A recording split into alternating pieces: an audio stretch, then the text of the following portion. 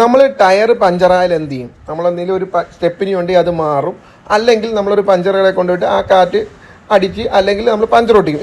ഇതൊരു പുതിയൊരു ടെക്നോളജിയാണ്. ടയർ പഞ്ചറായാൽ ഇനി നമ്മൾ നടു റോഡിൽ കിടക്കത്തില്ല. ഇത് ശ്രദ്ധിച്ച് നോക്കി അറിയാൻ പറ്റും. ഇപ്പോൾ ഈ കാണുന്ന ആൾ ജാക്കി വെച്ച് ഈ ടയറിനെ പൊക്കി നിർത്തി, അതിനുശേഷം വീല് ഞെട്ട് ഫുൾ അടിച്ചു. അതിനുശേഷം ടയർ വരുന്നില്ല, ഇരുമ്പ് കട്ട കൊണ്ട് 2 തട്ട് തട്ടി സ്റ്റെപ്പിന് ഊരിയെടുത്തതിന് ശേഷം ഈ ടയറിനകത്ത് ഫുള്ള് കാറ്റാണ്.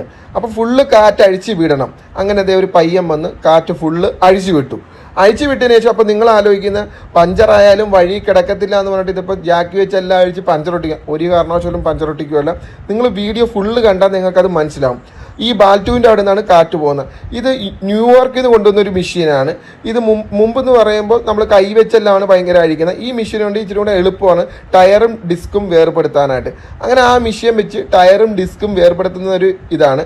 അങ്ങനെ അത് വേർപെടുത്തിയതിന് ശേഷം ഇവരെ കയ്യിൽ ബാൽ ട്യൂബ് ഉണ്ടെന്ന് പറഞ്ഞാൽ, പുതിയ ബാൽ ട്യൂബ് ഉണ്ടെന്ന് പറഞ്ഞാൽ ആ ബാൽ ട്യൂബ് മാറുന്നതിന് മുമ്പായിട്ട് നമുക്ക് ശരിക്കും ഈ ഡിസ്ക് ഒന്ന് വേർപെടുത്തണം. നിങ്ങൾക്ക് ബോറടിക്കുന്നുണ്ടായിരിക്കും ഇത് കാണുമ്പോൾ. തീർച്ചയായിട്ടും നിങ്ങൾക്ക് ബോറടിക്കുന്നുണ്ടെങ്കിൽ നിങ്ങളിത് സ്കിപ്പ് ചെയ്തങ്ങ് പോയിക്കോ, അല്ലെങ്കിൽ അൺഫോളോ ചെയ്ത് പോയിക്കോ, ഒരു കുഴപ്പമില്ല. പക്ഷേ നിങ്ങളുടെ വണ്ടി പഞ്ചറായി കിടന്നാൽ നിങ്ങൾ വഴി കിടക്കാതിരിക്കാനുള്ള ഒരു ടിപ്സാണ് പറഞ്ഞത്. ഫുള്ള് വീഡിയോ കണ്ടാൽ നിങ്ങൾക്കത് മനസ്സിലാവും ഉറപ്പായിട്ടും. അങ്ങനെ ഡിസ്ക് ഫ്രീ ആക്കുന്നതെന്ന് പറഞ്ഞാൽ നല്ല രീതിയിൽ ഇതുണ്ട്. ഊരിയെടുക്കാനായിട്ട് ഇച്ചിരി പെടാപ്പാട് വീടും സ്കൂട്ടറും നമുക്ക് ആരോഗ്യം എല്ലാം ഉണ്ടെങ്കിൽ മാത്രമേ അത് ഊരിയെടുത്തതിന് ശേഷം ഒരു സ്പാനറും ഒരു പ്ലെയറും വെച്ച് ആ ബാൽ ട്യൂബ് അങ്ങോട്ട് അഴിക്കുക. അങ്ങനെ അഴിച്ചു കഴിഞ്ഞതിന് ശേഷമാണ് കാര്യം പിടികിട്ടുന്നത്. നമ്മുടെ കയ്യിൽ ഇതേപോലത്തെ ബാൽ ട്യൂബ് ഇല്ല.